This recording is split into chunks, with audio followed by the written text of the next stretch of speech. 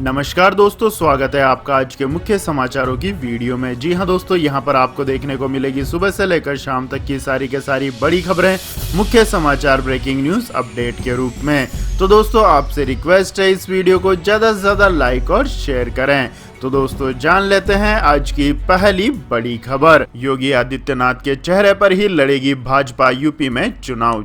जी हां दोस्तों, कोरोना के प्रकोप के बीच भी राजनीति गर्म रही तो शायद इसका सबसे बड़ा कारण अगले कुछ महीनों में उत्तर प्रदेश में होने वाला चुनाव है। यूं तो बंगाल चुनाव ने ही विपक्ष का मनोबल बढ़ा दिया है, लेकिन उत्तर प्रदेश खास है और इसका अंदाजा विपक्ष से ज्यादा सत्ताधारी भाजपा को है। विपक्ष ने योगी सरकार को घेरने की रणनीति तय की है। खुद भाजपा के अंदर कुछ स्तरों पर मुख्यमंत्री योगी आदित्यनाथ से नाराजगी भी जताई जा रही है, लेकिन सूत्रों की माने तो भाजपा योगी के चेहरे को ही जिताऊ मानती है और उनके चेहरे पर ही दांव लगाएगी। खुद योगी आदित्यनाथ को भी साबित करना होगा कि केंद्रीय नेतृत्व ने जिस भरोसे के साथ प्रदेश की जिम्मेदारी सौंपी थी वह उस पर खरे उतरे हैं और लोगों का भी विश्वास है। माना जा रहा है कि जनवरी में विधानसभा चुनाव की घोषणा हो सकती है। इसके बाद दोस्तों, जानते हैं अगली खबर। केंद्र की रोक पर सीएम केजरीवाल का सवाल, कहा अब कौन सी मंजूरी रह गई बाकी। जी हां दोस्तों, दिल्ली के मुख्यमंत्री अरविंद केजरीवाल ने राजधानी में घर घर राशन मुहैया कराने वाली योजना को लेकर प्रधानमंत्री नरेंद्र मोदी से सवाल पूछा है कि जब दिल्ली में पिज्जा और बर्गर की डिलीवरी हो सकती है तब घर घर राशन क्यों नहीं मुहैया कराया जा सकता। अपनी प्रेस कॉन्फ्रेंस में केजरीवाल ने यह भी कहा है कि केंद्र सरकार इस संकट के काल में उन लोगों से भी लड़ रही है जो उनके खुद अपने हैं। केजरीवाल ने कहा कि देश में राशन माफियाओं के तार बहुत ऊपर तक हैं। 75 सालों में आज तक कोई सरकार इसे खत्म नहीं कर पाई। दिल्ली में ये योजना लागू होनी थी और एक हफ्ते पहले इसे खारिज करा दिया गया। हमने 5 बार केंद्र सरकार से इस योजना की मंजूरी ली है। हम नहीं चाहते थे कि केंद्र से कोई झगड़ा हो, इसलिए मंजूरी भी ली। पहले उन्होंने इस बात पर आपत्ति जताई कि इस स्कीम का नाम मुख्यमंत्री घर घर राशन योजना है। स्कीम से मुख्यमंत्री शब्द हटाने के साथ जो कहा केंद्र ने हमने सब पूरा किया, तो अब आखिर कैसी मंजूरी लेना बाकी रह गई। इसके बाद दोस्तों, रुक करते हैं अगली खबर का। कर्नाटक में नेतृत्व परिवर्तन की अटकलों पर बोले बीएस येदियुरप्पा, जिस दिन पार्टी कहेगी दे दूंगा इस्तीफा। जी हां दोस्तों, पिछले कुछ महीनों से बीजेपी शासित कर्नाटक में मुख्यमंत्री बीएस येदियुरप्पा को बदलने की अटकलें लग रही है।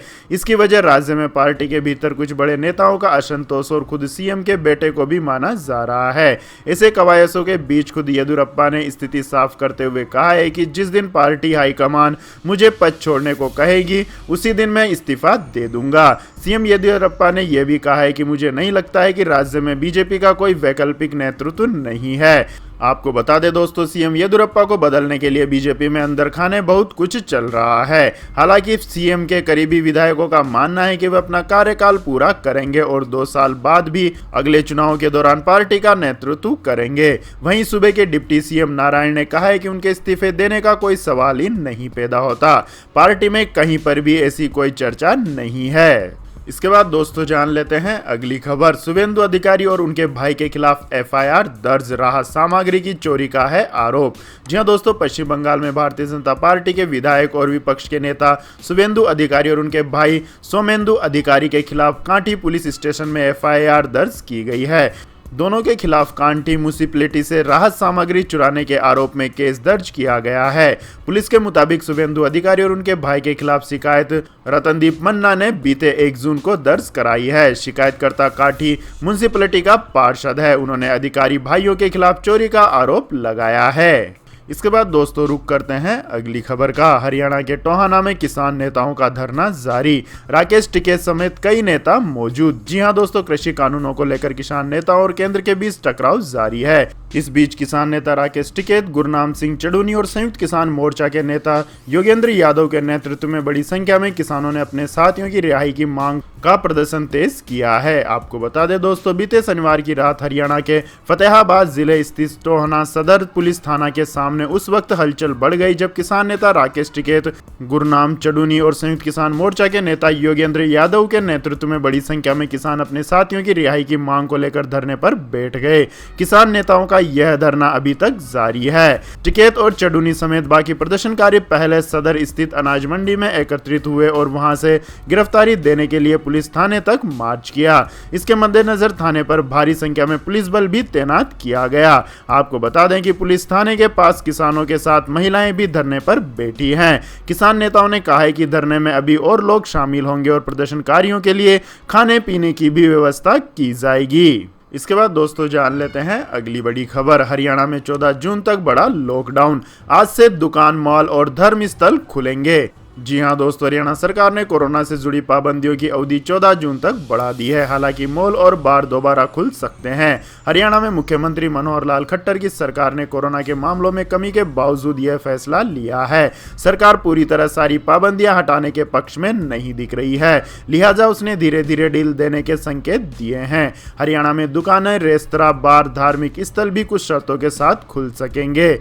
आपको बता दें दोस्तों, हरियाणा सरकार ने एक आदेश में कहा है कि दुकानें सुबह 9 बजे से शाम 6 बजे तक खोली जा सकेगी, लेकिन ये सम विषम के आधार पर खुलेंगी। ऑड प्रॉपर्टी नंबर की दुकानें और तारीख को खुलेंगी, जबकि इवन यानी सम संख्या वाली दुकानें ऐसी ही तारीख को खोली जाएंगी। मॉल सुबह 10 बजे से शाम 8 बजे तक खुल सकेंगे। रेस्तरां और बार भी सुबह 10 बजे से शाम 8 बजे तक खुलेंगे, लेकिन 50% क्षमता के साथ। इसके बाद दोस्तों रुक करते हैं अगली बड़ी खबर का। कर्मचारियों के हाथ में आने वाली सैलरी घटेगी और बढ़ेगा पीएफ। जी हां दोस्तों, देश में श्रम सुधारों की दिशा में काम कर रही मोदी सरकार अगले कुछ महीनों में चारों श्रम संहिताएं लागू कर देगी। ये कानून लागू होने के बाद कर्मचारियों के हाथ में आने वाला वेतन घट जाएगा। हालांकि कर्मचारियों की बचत यानी पीएफ की राशि बढ़ जाएगी। आपको बता दें दोस्तों, श्रम मंत्रालय ने 44 केंद्रीय श्रम कानूनों को एक जगह मर्ज करके 4 नई श्रम संहिता तैयार की है। यह संहिता औद्योगिक संबंध, वेतन, सामाजिक सुरक्षा, व्यवसाय और स्वास्थ्य सुरक्षा तथा कार्य स्थिति से जुड़े हैं। केंद्र सरकार इन कानूनों को 1 अप्रैल 2021 से लागू करना चाहती थी। इसके लिए मंत्रालय ने 4 संहिताओं से जुड़े नियमों को भी अंतिम रूप दे दिया है। इसके बावजूद ये कानून लागू नहीं हो सके। इसका कारण यह था कि कई राज्य अपने यहाँ संहिताओं के तहत इन नियमों को अधिसूचित करने की स्थिति में नहीं थे। विशेषज्ञों का मानना है कि भारत के संविधान के तहत श्रम समीपवर्ती विषम है। ऐसे में इन चारों संहिताओं के नियमों को केंद्र और राज्य दोनों को अधिसूचित करना होगा, तभी संबंधित राज्यों में यह कानून अस्तित्व में आ पाएगा। इसके बाद दोस्तों जान लेते हैं अगली खबर। आरटीआई में हुआ बड़ा खुलासा। पिछले साल नवंबर तक गंभीर रूप से कुपोषित बच्चों की तादाद 9.27 लाख, सबसे ज्यादा है यूपी, बिहार में। जी हां दोस्तों, सरकारी आंकड़ों के मुताबिक देश में 9.2 लाख से ज्यादा बच्चे गंभीर रूप से कुपोषित हैं, जिसमें सबसे ज्यादा उत्तर प्रदेश में और बिहार में है। ये आंकड़े उन चिंताओं पर खास तौर पर जोर डालते हैं कि कोविड वैश्विक महामारी गरीब से गरीब तबके के लोगों के बीच स्वास्थ्य एवं पोषण के संकट को और बढ़ा सकती है। महिला एवं बाल विकास मंत्रालय ने पीटीआई भाषा की ओर से आरटीआई के तहत पूछे गए सवाल के जवाब में बताया है कि पिछले साल नवंबर तक देश में 6 महीने से 6 साल तक के करीब 9,27,606 गंभीर रूप से कुपोषित बच्चों की पहचान की गई है। मंत्रालय की ओर से साझा किए गए आंकड़ों के मुताबिक इनमें से सबसे ज्यादा 3,98,359 बच्चे उत्तर प्रदेश में हैं और 2,79,427 बिहार में हैं। वहीं लद्दाख, लक्षद्वीप, नागालैंड, मणिपुर और मध्य प्रदेश में एक भी गंभीर रूप से कुपोषित बच्चा नहीं मिला है। सूचना के अधिकार कानून के जवाब के मुताबिक लद्दाख के अलावा देश के सबसे बड़े राज्य में से एक मध्य प्रदेश सहित अन्य 4 में से किसी आंगनबाड़ी केंद्र ने मामले पर कोई जानकारी नहीं दी। इसके बाद दोस्तों जान लेते हैं अगली खबर। इनकम टैक्स रिटर्न भरने के लिए आज होगा लॉन्च नया पोर्टल, प्रोसेसिंग रिफंड में नहीं होगी देरी। जी हां दोस्तों, आयकर विभाग ने कहा है कि वह 7 जून को यानी कि आज एक नया पोर्टल शुरू कर रहा है, जिस पर करदाता ऑनलाइन विवरण प्रस्तुत कर सकेंगे। यह पोर्टल प्रशस्त विवरण की तत्काल प्रोसेसिंग की सुविधा से जुड़ा होगा और इससे कर रिफंड की प्रक्रिया भी शीघ्र पूरी की जा सकेगी। केंद्रीय प्रत्यक्ष कर बोर्ड की एक विज्ञप्ति के अनुसार यह पोर्टल incometax.gov.in 7 जून यानी कि आज शुरू किया जाएगा। इससे करदाताओं को विवरण प्रस्तुत करने में सहजता का अनुभव होगा। आपको बता दें दोस्तों, सीबीडीटी एक नई कर भुगतान प्रणाली भी 18 जून को शुरू करने जा रही है। पोर्टल पेश किए जाने के बाद में मोबाइल ऐप भी जारी किया जाएगा ताकि करदाता उसकी विभिन्न सुविधाओं से परिचित हो सकें। इसके बाद दोस्तों जान लेते हैं अगली बड़ी खबर। लेकिन दोस्तों अगली खबर जानने से पहले आप लोगों से गुजारिश है कि इस वीडियो में दिखाई गई खबरें अगर आपको पसंद आई हो तो इस वीडियो को लाइक करें, शेयर करें और हमारे चैनल को सब्सक्राइब करें। तो दोस्तों जानते हैं अगली बड़ी खबर। नीट और जेईई मेंस की परीक्षाओं को नहीं किया जाएगा रद्द, अगले हफ्ते तक जारी हो जाएगा परीक्षा का कार्यक्रम। जी हां दोस्तों, 12वीं की सीबीएसई बोर्ड परीक्षा रद्द होने के बाद सरकार के सामने अब नीट और जेईई मेंस जैसी प्रतियोगी परीक्षाओं को भी रद्द करने का दबाव बढ़ने लगा है। हालांकि इन सबके बावजूद केंद्रीय शिक्षा मंत्रालय ने साफ संकेत दिया है कि नीट और जेईई मेंस की परीक्षाएं रद्द नहीं होंगी। कोरोना संक्रमण की स्थिति में और सुधार होने के बाद इन्हें तुरंत कराया जाएगा। नेशनल टेस्टिंग एजेंसी ने इस बीच अगले हफ्ते तक नीट और जेईई मेंस से जुड़ी परीक्षा का कार्यक्रम जारी करने के भी संकेत दिए हैं। शिक्षा मंत्रालय और एनटीए से जुड़े सूत्रों के अनुसार नीट और जेईई मेंस के संबंध में पीएमओ से भी हरी झंडी मिल गई है। ऐसे में इन परीक्षाओं को लेकर तैयारी तेज कर दी गई है। मंत्रालय का मानना है कि देश के ज्यादातर राज्यों में बोर्ड परीक्षाएं नहीं हुई है। छात्रों को आंतरिक आंकलन के आधार पर अंक दिए जा रहे हैं। ऐसे में इन प्रतिष्ठित प्रतियोगी परीक्षाओं में बगैर प्रवेश परीक्षा के छात्रों का चयन ठीक नहीं होगा। इससे कई तरह के नए सवाल भी पैदा होंगे। वैसे भी दिल्ली सहित देश के सभी राज्यों की संक्रमण स्थिति में जिस तेजी से सुधार हो रहा है और लॉकडाउन हटाए जा रहे हैं उससे मंत्रालय उत्साहित है। इसके बाद दोस्तों रुक करते हैं अगली खबर का। टीकाकरण को बढ़ावा देने के लिए लक्की ड्रॉ में दिया जाएगा मोबाइल। जी हां दोस्तों, टीकाकरण के लिए जागरूकता ने खासा काम नहीं किया तो अब लक्की ड्रॉ निकालकर लोगों को मोबाइल फोन देने का लुभावना ऑफर दिया जाएगा ताकि ज्यादा से ज्यादा लोग टीका लगवाएं। भोपाल जिला प्रशासन ने इसकी तैयारी कर ली है। जिन इलाकों में कम टीकाकरण हुआ है वहां इस योजना का आजमाया जाएगा। दरअसल भोपाल जिले के ग्रामीण इलाकों में कोरोना वैक्सीन को लेकर फैली हुई भ्रांतियों की वजह से बहुत कम लोग टीकाकरण के लिए आ रहे हैं। टीकाकरण को बढ़ावा देने के लिए प्रशासन ने यह युक्ति निकाली है। जिले की बैरसिया तहसील के ग्रामीण इलाकों में 45 वर्ष से अधिक उम्र के 72,000 लोगों को वैक्सीन लगाई जानी थी, लेकिन अब तक सिर्फ 53% ही टीकाकरण हो पाया है। 18 से 44 वर्ष के 1.30 लाख लोगों को वैक्सीन लगनी थी, पर केवल 17% का ही टीकाकरण हो पाया है। यही नहीं, ऐसे बहुत से गांव हैं जहां इक्का दुक्का घरों में ही टीकाकरण हो पाया है। इसलिए प्रशासन ने लोगों को वैक्सीन लगवाने के लिए प्रेरित करने के लिए नई तरकीब खोज निकाली है। लोगों को प्रेरित करने उपहार स्वरूप मोबाइल दिए जाने की विस्तृत कार्य योजना बनाई जा रही है। भोपाल जिला प्रशासन की मोबाइल निर्माता कंपनी लावा से बातचीत सफल रही। योजना में कंपनी द्वारा मोबाइल उपलब्ध कराए जाएंगे। योजना के मुताबिक ग्रामीण इलाकों में वैक्सीनेशन सेंटर पर आने और टीका लगवाने वालों के नाम की पर्चियों में लक्की ड्रॉ निकाला जाएगा। इसमें 10 लोगों को मोबाइल दिया जाएगा ताकि वे गांव और घरों में जाकर वैक्सीनेशन के लिए और लोगों को प्रेरित कर सकें। इसके बाद दोस्तों जान लेते हैं अगली खबर। चाइनीज वैक्सीन सिनोफार्म लेकर फंस गया पाकिस्तान। सऊदी अरब के पेच फंसाने से इमरान खान परेशान। जी हां दोस्तों, चीन द्वारा निर्मित कोरोना वैक्सीन सिनोफार्म को लेकर पाकिस्तान फंस गया है। पाकिस्तान में तमाम लोग सिनोफार्म लगवा चुके हैं, लेकिन अब इस वैक्सीन के सर्टिफिकेट को कुछ देश मानने को तैयार ही नहीं है।